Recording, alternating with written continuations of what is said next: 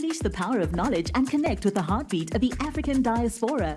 Download our African Diaspora News Channel app now on Google Play and Apple App Store. Stay informed with authentic and diverse perspectives, breaking news, and cultural insights. Immerse yourself in a community that celebrates unity, resilience, and progress. Experience the vibrancy of the diaspora at your fingertips. Don't miss out. Empower your perspective today. Search African Diaspora News Channel and join the conversation.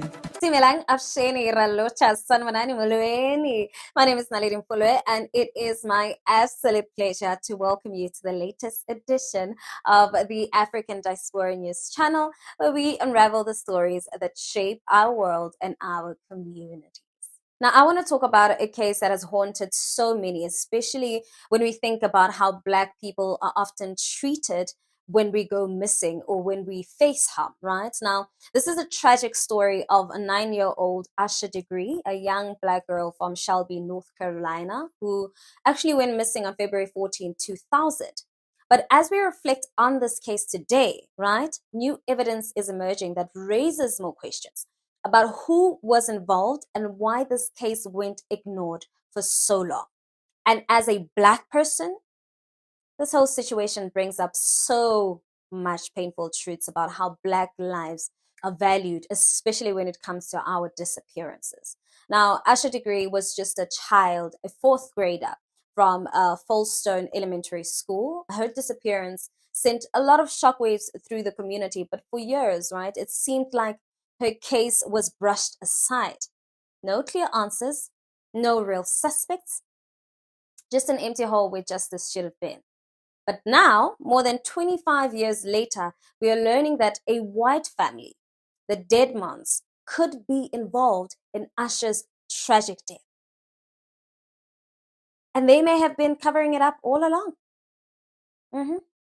Let's watch this. In the fall of 2024, Cleveland County Sheriffs carried out a series of search warrants on the home of Roy and Connie Dedmon. Deputies seized evidence, including green vehicles they say matched eyewitness descriptions of the last car Asha Degree entered in 2000. The warrants at the time listed the Dedmons and their 3 daughters as persons of interest. The new warrants released Tuesday call for the seizure and search of phones belonging to Roy Dedmon and his daughters Lizzie and Sarah. Now, Lizzie would have been 16 at the time of Degree's death. In the warrant, we see a text message from her to middle sister Sarah. It says, "The theory is I did it, accident, covered it up." Sarah replies, "No, why would it be you?" And another text from Sarah to Lizzie. Sarah says, "They think it's our shirt. It's not her shirt. Her mom said it wasn't hers." Sarah then adds, "I don't remember that shirt. I'm scared though. Dad is probably going to be a huge suspect."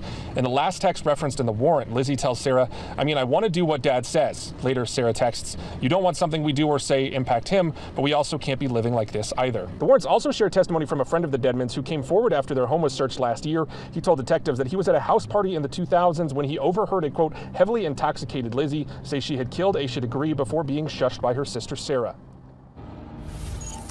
Now, I want to read for you one last section here of the warrant. This is from February 10th, 8 days ago. It says a detective here approached Lizzie Foster, asked her to take a polygraph test. She was asked whether she was concealing information, quote, and was found to be deceptive. Now, keep in mind, this warrant is basing information they've gathered so far. They are going to seize those phones of those family members, so we're expecting to see more coming out as this investigation continues. Now, I'm sure a lot of you are actually familiar with this story, right? But let me break down what's actually happening right now. The Dedmon family, which is Roy, Connie, and their daughters, have long been named in the court records as suspects in this case. In fact, new search warrants reveal that one of the Dedmon daughters, Lizzie Foster, may have admitted to actually killing Asha while at a house party. Now, a witness came forward saying that Lizzie was visibly drunk, sobbing, and said, and I quote, "I killed Asha Degree." And what happens next? Her sister told her to zip it. And that right there is chilling, because it tells me every single thing I need to know about the kind of cover-up we're actually dealing with here. And this is a nightmare. And not just for Asha's family, but for the larger community, for those of us actually watching this unfold. It's a painful reminder that when a Black child goes missing, there's often an eerie silence about it. We don't see the same urgency in the investigation as we would if it were a white child. And Asha's disappearance wasn't threatened with the same level of attention from the start. The media didn't rush to put her face on every screen, and police didn't seem to investigate the situation with the same urgency. And this is not new, right? As Black people, we know this all too well, how the system often fails us. Whether you're in Africa or you're in America, when a Black person goes missing, especially a child, there's no immediate assumption of foul play. And it's as if we're expected to just disappear without anyone questioning it. Think about the way Asha's case was actually handled. The police didn't even share key details until years later. They only revealed in 2016, by the way, that they believed that Asha was last seen being dragged in a car. They've now identified a green car with a front end damage belonging to the Dedmons, and the DNA found on Asha's undershirt actually links back to the Dedmon family. Yet, with all of that, right, no one has been charged. And this is the kind of systemic failure we're dealing with. And what angers me the most is how we're once again seeing the pattern of silence. For years, the Dedmon family managed to cover up this crime, and even now, they remain silent, denying any involvement while their daughter's chilling confessions to an acquaintance are swept under the rug. And let's not forget that Asha was just a 9-year-old girl at the time. She had a future, she had a family, but her life was taken away, and the people who might have been responsible are still walking free. It's ridiculous. But there's one thing I know, that Asha's family hasn't given up.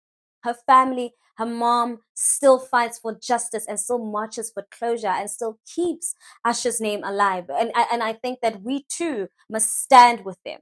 We must demand answers, and not just for Asha, but for all Black people who have been victimized and ignored and left to suffer in silence. The system will always try to bury the truth, especially when it comes to Black lives. But we have to keep pushing. As Black people, we're often left to fight for justice on our own, and yet we do it because we have no choice. We cannot let the Dedmon family get away with this. We cannot allow Asha's murder to be buried under the weight of their lies. The new evidence in this case is just the tip of iceberg, and I believe that if we keep demanding justice and we keep being loud about Asha's name and keep shining a light on this case, we'll actually uncover even more truths. Asha deserves justice and her family deserves closure. What are your thoughts on this? Please, let's continue the conversation in the comment section. And while you're at it, don't forget to give this video a thumbs up.